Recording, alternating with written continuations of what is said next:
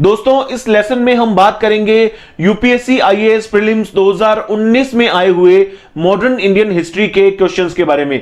तो ज्यादा समय ना गवाते हुए इन क्वेश्चंस को हम देखते हैं। पहला प्रश्न हम देखते हैं दोस्तों। तो पहला प्रश्न देखिए बड़े ही ध्यान से, स्वतंत्र भारत में भूमि सुधारों के संदर्भ में निम्नलिखित में से कौन सा कथन सही है। तो प्रश्न बड़े ही ध्यान से देखेंगे। पहली बात तो ये देखिए, यहां पर स्वतंत्र भारत की बात आ रही है, यानी कि 1947 के बाद के भारत की बात आ रही है। अक्सर हम लोग मॉडर्न इंडियन हिस्ट्री पढ़ते हैं प्रीलिम्स एग्जाम में, तो हम केवल 1947 तक पढ़कर, भारत की आजादी तक पढ़कर बंद कर देते हैं, जबकि आपको दोस्तों ऐसा नहीं करना चाहिए।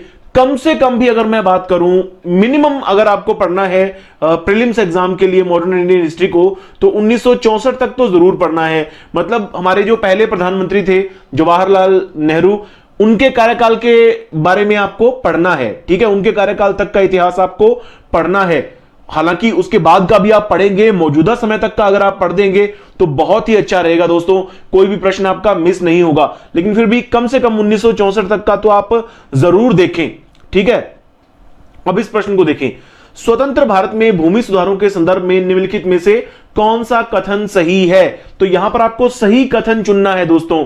तो सारे कथन आपको पढ़ने हैं, पहले उनमें से सही कौन सा है वो देखना है। अब देखिए, हदबंदी कानून पारिवारिक जोत पर केंद्रित थे, ना कि व्यक्तिगत जोत पर, ठीक है। दूसरा देखिए, भूमि सुधारों का प्रमुख उद्देश्य सभी भूमिहीनों को कृषि भूमि प्रदान करना था। तीसरा देखिए, इसके परिणाम स्वरूप नकदी फसलों की खेती कृषि का प्रमुख रूप बन गई। चौथा देखिए, भूमि सुधारों ने हदबंदी सीमाओं को किसी भी प्रकार की छूट की अनुमति नहीं दी। अब दोस्तों यह प्रश्न थोड़ा सा मुश्किल हो जाता है, क्योंकि आजादी के बाद भूमि सुधार संबंधी बहुत सारे कानून आए हैं, ठीक है, बहुत सारे नियम बनाए गए हैं, बहुत सारी रेगुलेशंस आई हैं। तो इस तरह के प्रश्न का जवाब देना इस हिसाब से आसान नहीं है, ठीक है। इन तमाम कानूनों को याद रखना, इन तमाम नियमों को याद रखना आसान नहीं है। लेकिन कॉमन सेंस अगर आप लोग लगाएंगे तो आप लोग सोचेंगे यहां पर कि ये जो दूसरा कथन है बी, यहां पर देखिए, भूमि सुधारों का प्रमुख उद्देश्य सभी भूमिहीनों को कृषि भूमि प्रदान करना था। तो दोस्तों यही अपना सही आंसर होगा। क्यों? कॉमन सेंस लगाइए कि भैया जब भारत आजाद हुआ था, भारत में बड़े बड़े जमींदार थे, बहुत सारे किसान ऐसे थे जिनके पास अपनी जमीनें नहीं थी, ठीक है, दूसरों की जमीनों पर खेती करते थे, मजदूरी करते थे, भूमिहीन किसान थे। तो उनको भी कृषि भूमि प्रदान करना यह सरकार का एक प्रमुख लक्ष्य था दोस्तों, ठीक है। आपको याद होगा विनोबा भावे ने, आचार्य विनोबा भावे ने 1951 में एक भूदान आंदोलन भी चलाया था, ठीक है। भूदान आंदोलन मतलब जिसमें जो बड़े बड़े जमींदार थे उन्होंने अपनी बहुत सारी जमीनें दान कर दी थी भूमिहीन कृषकों को, ठीक है। और सरकार इस तरह के कई सारे कानून लेकर आई थी। इवन 1951 में 9वीं अनुसूची को भी जोड़ा गया था, जिसके अंदर हदबंदी कानून को कुछ और मजबूती प्रदान की गई थी, और बहुत सारी चीजें हुई थी दोस्तों, ठीक है। गोलकनाथ बनाम पंजाब राज्य अगर आप केस पढ़ेंगे, ये हालांकि पॉलिटी का विषय हो जाता है, तब भी आपको इसके बारे में जानकारी मिलेगी, ठीक है। तो ये प्रश्न अपने आप में तमाम चीजों को समेटे हुए है, इतिहास को तो समेटे हुए है ही, ठीक है। साथ ही अगर आपने इकोनॉमी को ढंग से पढ़ा होगा, भारत की जो पंचवर्षीय योजनाएं हैं उनको ध्यान से पढ़ा होगा, पंचवर्षीय योजनाओं में किस प्रकार के भूमि सुधार कानून आए थे, पॉलिटी में अगर आपने लक्ष्मीकांत अच्छे से पढ़ी है, तब भी आपको इस तरह के सवालों का जवाब देने में आसानी होगी। खैर, यहां पर मैं केवल कॉमन सेंस की बात करूंगा, तो कॉमन सेंस यही कहता है भैया यहां पर केवल एक हमारा सही है, एक ऑप्शन चुनना है तो बी ही हम चुन सकते हैं। भूमि सुधारों का प्रमुख उद्देश्य सभी भूमिहीनों को कृषि भूमि प्रदान करना था, ठीक है। तो पहला हमारा आंसर हो जाएगा बी, ठीक है।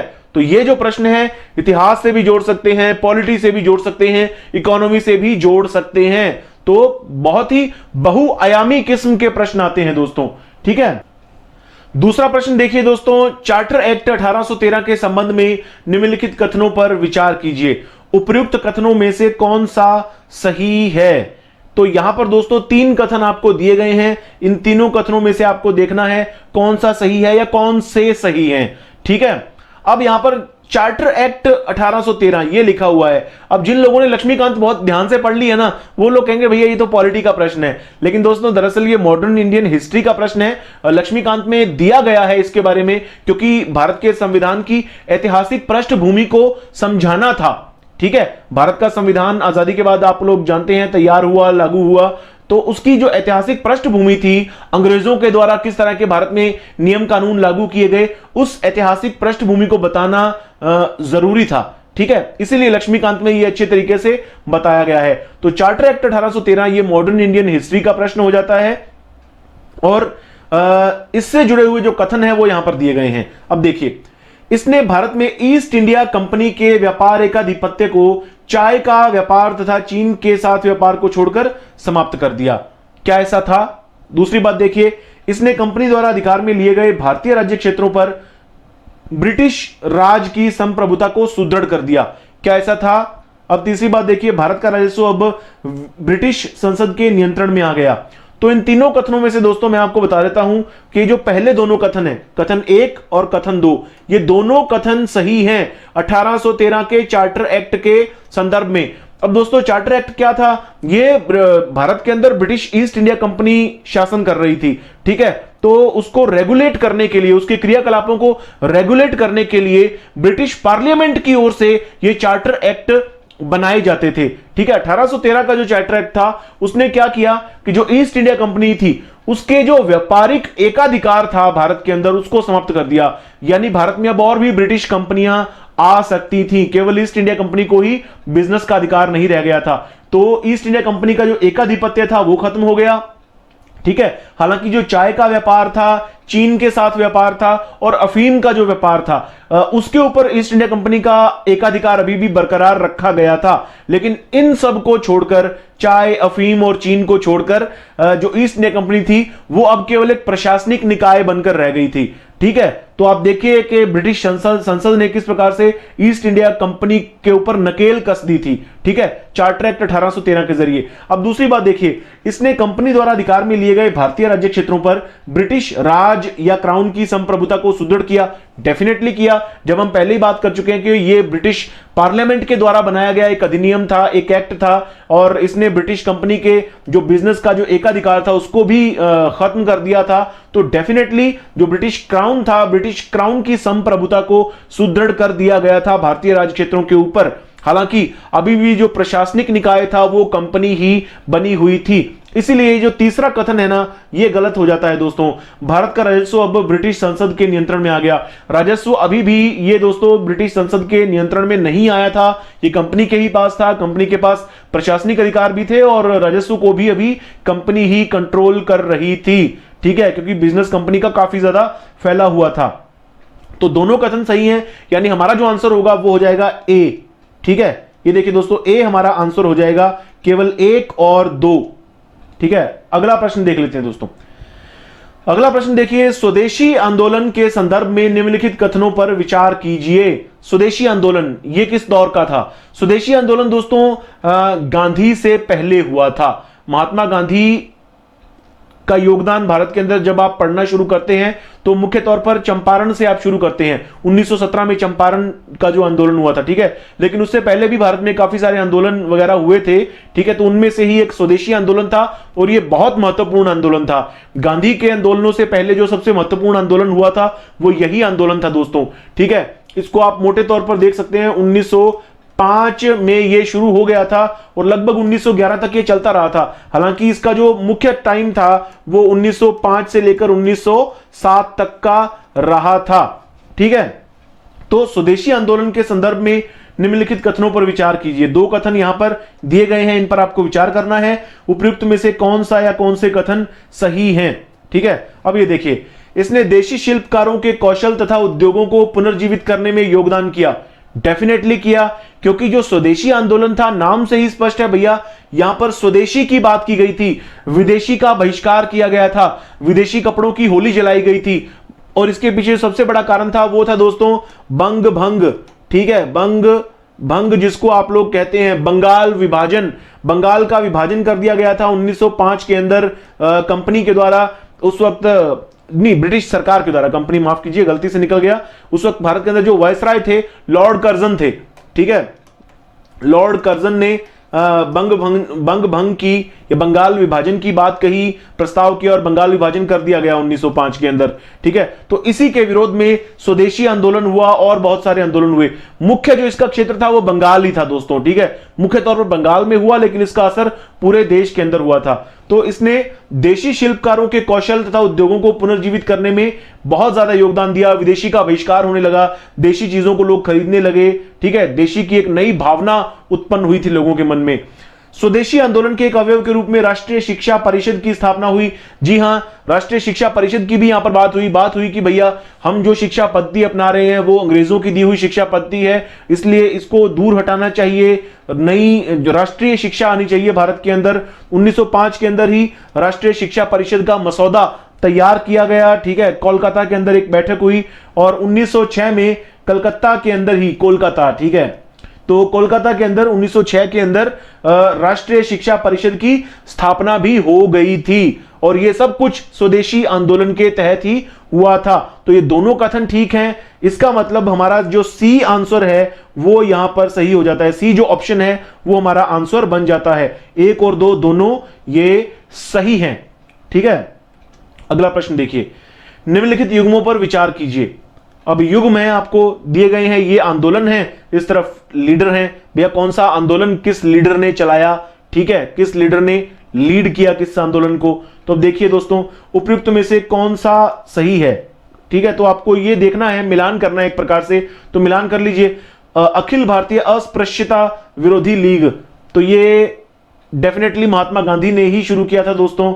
ठीक है, ये अखिल भारतीय अस्पृश्यता विरोधी लीग जो थी ये महात्मा गांधी के द्वारा ही शुरू की गई थी। इवन इसको हरिजन सेवक संघ भी कहा जाता था। ठीक है, इसका दूसरा नाम एक देख लीजिए, हरिजन सेवक संघ। ठीक है, हरिजन सेवक संघ या सेवा संघ, इस प्रकार से इसको कह सकते हैं। और अखिल भारतीय किसान सभा की स्थापना स्वामी सहजानंद सरस्वती के द्वारा की गई थी दोस्तों। ठीक है, लखनऊ के अंदर ये स्थापना की गई थी अखिल भारतीय किसान सभा की 1936 के अंदर। ठीक है, और ये आत्मसम्मान आंदोलन है। आत्मसम्मान आंदोलन को चलाने वाले, इसकी अगुवाई करने वाले ईवी रामास्वामी नायकर थे, जिनको पेरियार भी कहा जाता है ना। तो ईवी रामास्वामी नायकर, इन्होंने आत्मसम्मान आंदोलन दक्षिण भारत के अंदर चलाया था, विशेषकर तमिलनाडु के अंदर। तो ये तीनों ही सही हैं भैया। ठीक है, जो तीनों ही आंदोलन है ये सही है, अपने आप में मिलान बिल्कुल सही हो रहा है। तो हमारा आंसर हो जाएगा डी, 1, 2 और 3। आगे बढ़ते हैं। भारत में ब्रिटिश औपनिवेशिक शासन के संदर्भ में निम्नलिखित कथनों पर विचार कीजिए। महात्मा गांधी गिरमिटिया प्रणाली के उन्मूलन में सहायक थे। खैर पहले ये देख लेते हैं उपयुक्त में से कौन से कथन सही हैं। तो ये तीनों कथन अपने को देखने हैं। ठीक है, कौन सा सही है ये आपको देखना है यहां पर। तो पहला कथन देखिए, महात्मा गांधी गिरमिटिया इंडिचेड लेबर प्रणाली के उन्मूलन में सहायक थे।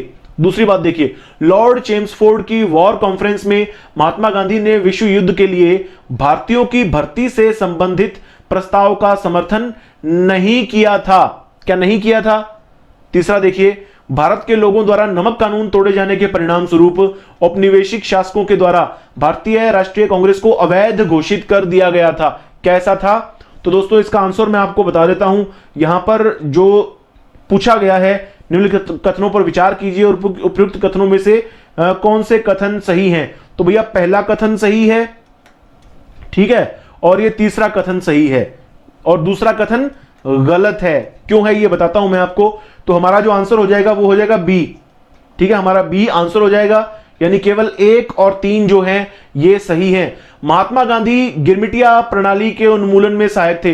दोस्तों ये गिरमिटिया प्रणाली दरअसल क्या होता था, भारत के अंदर जो मजदूर थे, ठीक है, इन मजदूरों को बहुत ज्यादा मजबूर कर दिया जाता था। इनकी जमीनें वगैरह हथियार ली जाती थी अंग्रेजों के द्वारा। ठीक है, इनसे अंगूठे वगैरह लगवा ली जाते थे इनकी जमीनों के ऊपर और फिर इनसे सहमति पत्र ले लिया जाता था। ठीक है, और इनको विदेशों में भेज दिया जाता था। इवन साउथ अफ्रीका भेज दिया जाता था, अमेरिका, वेस्ट इंडीज जो आज है ना, वहां पर भेज दिया जाता था इन मजदूरों को मजदूरी करने के लिए। उन तमाम स्थानों पर ब्रिटिश राज ही चल रहा था। ठीक है, तो महात्मा गांधी उस वक्त साउथ अफ्रीका में थे और वहां पर इस तरह के जब मजदूर पहुंचे भारत से तो इनको गिरमिटिया मजदूर कहा जाता था। ठीक है, मतलब एक एग्रीमेंट किया जाता था, एग्रीमेंट का ही टूटा फूटा नाम हिंदी में गिरमिटिया कहा जाने लगा। ठीक है, एग्रीमेंट गिरमिट, तो गिरमिट इस तरह से कुछ कहा जाने लगा, तो एग्रीमेंट का भ्रंश जो है वो है गिरमिटिया। ठीक है, तो ये जो गिरमिटिया मजदूर जब साउथ अफ्रीका में पहुंचे तो गांधी को लगा भैया ये तो सही नहीं है, इनके साथ बहुत गलत हो रहा है, शोषण हो रहा है। तो महात्मा गांधी ने ये जो पूरी प्रणाली है गिरमिटिया सिस्टम जो है इसके खिलाफ आवाज उठाई साउथ अफ्रीका के अंदर ही। ठीक है, भारत के अंदर भी इसका काफी विरोध हुआ, इस इंडिचाइल्ड लेबर का। भारत के अंदर जैसे लोकमान्य तिलक, मदन मोहन मालवीय, तमाम गोपाल कृष्ण गोखले, बहुत सारे लीडर थे जिन्होंने इस प्रणाली का विरोध किया था। तो महात्मा गांधी ने साउथ अफ्रीका में किया था विरोध। अब आगे देखिए, लॉर्ड चेम्सफोर्ड की वॉर कॉन्फ्रेंस में महात्मा गांधी ने द्वितीय विश्व युद्ध के लिए, प्रथम विश्व युद्ध है दोस्तों, विश्व युद्ध के लिए भारतीयों की भर्ती से संबंधित प्रस्ताव का समर्थन नहीं किया था, जबकि किया था। ये नहीं शब्द आप काट दीजिए, महात्मा गांधी ने विश्व युद्ध के लिए भारतीयों की भर्ती से संबंधित प्रस्ताव का समर्थन किया था। जी हां दोस्तों, ये जो लॉर्ड चेम्सफोर्ड हैं ये भारत में गवर्नर जनरल थे, वायसराय थे। ठीक है, 1916 से लेकर 1921 के टाइम तक। ठीक है, और इसी दौरान प्रथम विश्व युद्ध भी चल रहा था। आप लोग जानते हैं जो फर्स्ट वर्ल्ड वॉर था 1914 से लेकर 1918 के दौरान फर्स्ट वर्ल्ड वॉर हुआ था, है ना। फर्स्ट वर्ल्ड वॉर के दौरान अंग्रेजों को जरूरत पड़ गई, तो 1917 में एक कॉन्फ्रेंस की लॉर्ड चेम्सफोर्ड ने, उसने कहा कि भारत के जो सैनिक वगैरह हैं उनको भी विश्व युद्ध में भाग लेना पड़ेगा। एक कॉन्फ्रेंस की, मतलब अंग्रेज चाहते थे। ठीक है, बहुत सारे लोग विरोध कर रहे थे, लेकिन गांधी ने अंग्रेजों के इस प्रस्ताव की, लॉर्ड चेम्सफोर्ड के इस प्रस्ताव का समर्थन किया। क्यों किया? क्योंकि गांधी को विश्वास दिलाया गया कि इसके बाद भारत को स्वायत्तता प्रदान कर दी जाएगी। ठीक है, मतलब गांधी को ऐसा लगा कि भैया इससे आजादी हासिल की जा सकती है, अंग्रेजों का विश्वास जीता जा सकता है। लेकिन महात्मा गांधी को धोखा मिला इसकी एवज में। ठीक है, तो गांधी ने विश्व युद्ध के लिए भारतीयों की भर्ती संबंधी प्रस्ताव का समर्थन किया था। आगे, भारत के लोगों द्वारा नमक कानून तोड़े जाने के परिणाम स्वरूप औपनिवेशिक शासकों द्वारा भारतीय राष्ट्रीय कांग्रेस को अवैध घोषित कर दिया गया। डेफिनेटली दोस्तों, ये नमक कानून तोड़ा गया था, ये भी महात्मा गांधी के द्वारा तोड़ा गया था। दांडी मार्च हुआ था, दांडी मार्च के बारे में आपने पढ़ा होगा, है ना। दांडी मार्च, दांडी यात्रा जिसे कहते हैं, ये मार्च अप्रैल 1930 में ही हुई थी दोस्तों। ठीक है, मार्च अप्रैल 1930 की बात है, जब महात्मा गांधी ने दांडी तट पर पहुंचकर, गुजरात में दांडी तट पर पहुंचकर नमक हाथ में लिया था, नमक बनाया था वहां पे, तो नमक कानून तोड़ा था। तो अंग्रेजों ने क्या किया था कि जो भारतीय राष्ट्रीय कांग्रेस थी उसको अवैध घोषित कर दिया था, उसके ऊपर प्रतिबंध लगा दिया था। तो हमारा आंसर यहां पर बी हो जाएगा दोस्तों। ठीक है, आगे बढ़ते हैं। भारतीय राष्ट्रीय आंदोलन के संदर्भ में निम्नलिखित युग्मों पर विचार कीजिए। फिर से युग्म है, आपको देखना है भैया कौन सा यहां पर, क्या ये यहां पर जो युग्म मिलाए गए हैं क्या वो सही हैं, तो देख लीजिए। सर तेज बहादुर सप्रू, अध्यक्ष अखिल भारतीय उदार संघ। जी हां, सर तेज बहादुर सप्रू जो थे ये अध्यक्ष रहे थे अखिल भारतीय उदार संघ के। ठीक है, कांग्रेस के अंदर समय समय पर फूट पड़ती रही है। ठीक है, जैसे इसी तरह की एक फूट ये 1919 के आसपास भी पड़ी थी, जब कांग्रेस का ही एक और हिस्सा बन गया था जिसमें ज्यादा जो लिबरल लोग थे वो अलग हो गए थे। ये सर तेज बहादुर सप्रू उन्हीं में से थे। ठीक है, तो ये अखिल भारतीय उदार संघ के अध्यक्ष भी बने थे। शुरुआत में मेंबर थे, बाद में ये अध्यक्ष भी बने थे अखिल भारतीय उदार संघ के। सही है। केसी नियोगी ये भारतीय संविधान सभा के सदस्य रहे थे। ठीक है, इवन भारत का जो पहला वित्त आयोग था उसके भी ये अध्यक्ष रहे थे दोस्तों। ठीक है, भारत का जो पहला वित्त आयोग था आजादी के बाद जो बना था उसके अध्यक्ष भी रहे थे केसी नियोगी, तो ये भी सही है। तीसरी बात, पीसी जोशी महासचिव भारतीय साम्यवादी दल। जी हां, ये बात भी सही है। जो पीसी जोशी हैं ये साम्यवादी दल के बहुत बड़े नेता थे भारत के अंदर, और ये महासचिव भी रहे हैं भारतीय साम्यवादी दल के, कम्युनिस्ट पार्टी ऑफ इंडिया के। ठीक है, तो ये तीनों ही मिलान जो है सही है भैया, तो यहां पर आंसर जो हो जाएगा डी हो जाएगा। ठीक है, आगे बढ़ते हैं। किस प्रधानमंत्री के कार्यकाल के दौरान भारत के संविधान में 9वीं अनुसूची को पुनः स्थापित किया गया? अब दोस्तों देखने में ये लग सकता है आपको पॉलिटी का प्रश्न है, पॉलिटी का भी है, मैं ऐसा इनकार नहीं करूंगा इससे कि ये पॉलिटी का नहीं है, ये पॉलिटी का प्रश्न भी है, क्योंकि यहां पर 9वीं अनुसूची की बात की गई है। ठीक है, संविधान से जुड़ी हुई बात है। ठीक है, लेकिन एक बात फिर से पूछी गई है कि किस प्रधानमंत्री के कार्यकाल के दौरान भारत के संविधान में 9वीं अनुसूची को पुनः स्थापित किया गया? तो मैंने आपको कहा था कि कम से कम जवाहरलाल नेहरू जी का जो कार्यकाल है वहां तक का तो जरूर पढ़िए। तो भारत के पहले प्रधानमंत्री थे जवाहरलाल नेहरू, इन्हीं के कार्यकाल के दौरान भारत का पहला संविधान संशोधन भी हुआ था। 1951 में ही भारत का पहला संविधान संशोधन हुआ था, उसी में 9वीं अनुसूची को पुनः स्थापित किया गया भारत के संविधान के अंदर, ठीक है। इसमें काफी सारी चीजें थी, जमींदारी उन्मूलन की बात की गई थी, हदबंदी की बात की गई थी, है ना, बहुत सारी इसके अंदर चीजें थी, भूमि सुधार से संबंधित ज्यादातर चीजें थी, और मौलिक अधिकारों की बात भी इसके अंदर की गई थी। तो बहुत सारी बातें 9वीं अनुसूची के अंदर, 9th शेड्यूल के अंदर की गई थी दोस्तों, ठीक है। तो ये हो गया। तो जवाहरलाल नेहरू थे उस वक्त प्रधानमंत्री। तो ये पॉलिटी से भी है, हिस्ट्री से भी है, मॉडर्न इंडियन हिस्ट्री से भी ये प्रश्न आप जोड़ सकते हैं। आगे देखिए, अब ये प्रश्न आप देखेंगे भैया ये बिल्कुल ही अलग हो गया। अब देखिए, निम्नलिखित कथनों पर विचार कीजिए। 3 कथन यहां पर दिए गए हैं, उपयुक्त में से कौन से कथन या कौन सा सही है, ठीक है। अब आपको देखना है, ये देखिए, भारत सरकार द्वारा कोयला क्षेत्र का राष्ट्रीयकरण इंदिरा गांधी के कार्यकाल में किया गया था। दूसरी बात, वर्तमान में कोयला खंडों का आवंटन लॉटरी के आधार पर किया जाता है। तीसरी बात, भारत हाल के समय तक घरेलू आपूर्ति की कमी को पूरा करने के लिए कोयले का आयात करता था, किंतु अब भारत कोयला उत्पादन में आत्मनिर्भर है। अब दोस्तों ये जो प्रश्न है ना, ये एक प्रकार से आपके करंट अफेयर्स की भी परीक्षा लेता है और हिस्ट्री की भी आपकी जानकारी को देखता है, ठीक है। हिस्ट्री की जानकारी कैसे, अब देखिए पहला ही कथन देखिए, भारत सरकार द्वारा कोयला क्षेत्र का राष्ट्रीयकरण इंदिरा गांधी के कार्यकाल में किया गया। तो अगर आपने खनिज पदार्थों के बारे में अगर आपने पढ़ा है, तो कोयले के बारे में भी अगर आपने विस्तार से पढ़ा होगा तो आप इसका आंसर दे पाएंगे। और अगर आपने इंदिरा गांधी के कार्यकाल की महत्वपूर्ण चीजों के बारे में पढ़ा है, जैसे उन्होंने बैंकों का राष्ट्रीयकरण किया था, पाकिस्तान के साथ जो युद्ध हुआ था, है ना, बांग्लादेश अलग से देश बना था, तमाम चीजें थी उनके कार्यकाल के दौरान, ठीक है। तो बैंकों के राष्ट्रीयकरण के साथ ये कोयला क्षेत्र का भी राष्ट्रीयकरण इंदिरा गांधी के कार्यकाल में किया गया था। तो मॉडर्न इंडियन हिस्ट्री से जुड़ा हुआ ये एक फैक्ट है दोस्तों, ठीक है। प्रॉपर प्रश्न आप इसको मॉडर्न इंडियन हिस्ट्री का नहीं कहेंगे, लेकिन ये फैक्ट जरूर है।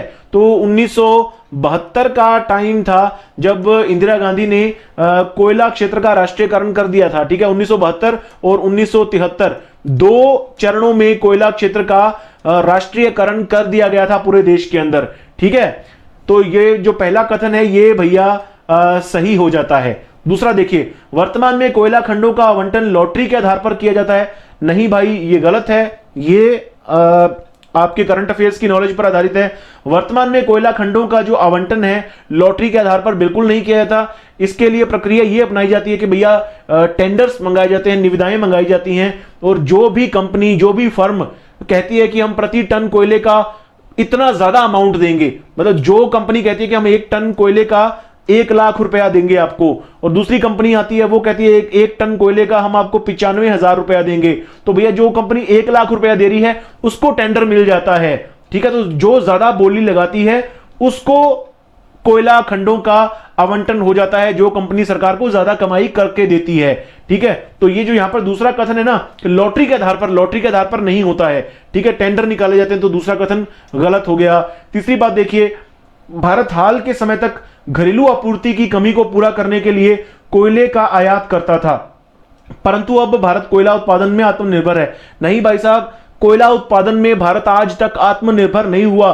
भारत में कोयला क्षेत्र बहुत सारा है, बहुत ज्यादा कोयला है भारत के अंदर, लेकिन क्वालिटी कोयला नहीं है दोस्तों। कोयला 4 अलग अलग किस्मों का होता है, उसके बारे में अगर आपने पढ़ा होगा तो जरूर पढ़ लीजिए, अगर नहीं पढ़ा तो जरूर पढ़ लीजिए दोस्तों, ठीक है। तो भारत में जो सबसे जो खराब किस्म का कोयला होता है ना, वही सबसे ज्यादा पाया जाता है, ठीक है, जो पीट है ना, तो वही भारत में सबसे ज्यादा पाया जाता है। तो भारत हाल के समय तक घरेलू आपूर्ति की कमी को पूरा करने के लिए कोयले का आयात करता था, आज भी करता ही है भैया, ठीक है। इस्पात इंडस्ट्री, जो स्टील इंडस्ट्री है, स्टील इंडस्ट्री के लिए कोयले की बहुत ज्यादा, जो बढ़िया कोयला होता है उसकी जरूरत पड़ती है ना, कुकिंग कोल की जरूरत पड़ती है, तो उसको आयात ही किया जाता है, इंपोर्ट ही किया जाता है, ठीक है। तो भारत कोयले के मामले में आज तक आत्मनिर्भर नहीं हुआ। तो ये दूसरा कथन और तीसरा कथन दोनों गलत हैं। तो यहां पर आंसर हो जाएगा ए, केवल एक। उपयुक्त में से कौन सा सही है? केवल एक, ए हमारा यहां पर आंसर हो जाएगा, ठीक है। तो ये दोस्तों आज का हमारा लेसन हो गया, और इसी के साथ हमने मॉडर्न इंडियन हिस्ट्री के जो एमसीक्यूज हैं 2004 से लेकर 2019 तक कंप्लीट कर लिए हैं दोस्तों। आप देखेंगे कि मॉडर्न इंडियन हिस्ट्री से सबसे ज्यादा प्रश्न आते हैं और वैरायटी देखिए प्रश्नों की, बहुआयामी किस्म के प्रश्न होते हैं। प्रश्न जो होते हैं वो पॉलिटी से भी जुड़ते हुए हो जाते हैं, कहीं पर करंट अफेयर्स से भी जुड़ते हुए प्रश्न आ जाते हैं। तो मॉडर्न इंडियन हिस्ट्री को मैं फिर से सलाह दूंगा आपको, कम से कम आप 1964 तक जरूर पढ़िए, और ज्यादा आपके पास समय है, अगर आप कर सकते हैं तो मौजूदा समय तक की पढ़ लीजिए। आज जो नई वाली जो स्पेक्ट्रम है मॉडर्न इंडियन हिस्ट्री के लिए, वो मौजूदा समय तक की सभी महत्वपूर्ण घटनाओं को कवर करती है। ठीक है दोस्तों, तो उम्मीद करता हूं आपको ये लेसन, ये सीरीज अच्छी लगी होगी, ये कोर्स अच्छा लगा होगा। अगर ये कोर्स आपको अच्छा लगा है तो दोस्तों इस कोर्स को आगे ज्यादा से ज्यादा शेयर कीजिए, ज्यादा से ज्यादा हमारी ऐप को डाउनलोड करवाइए, और साथ ही हमारा चैनल भी सब्सक्राइब कीजिए, बेल आइकन भी दबा दीजिए। धन्यवाद दोस्तों।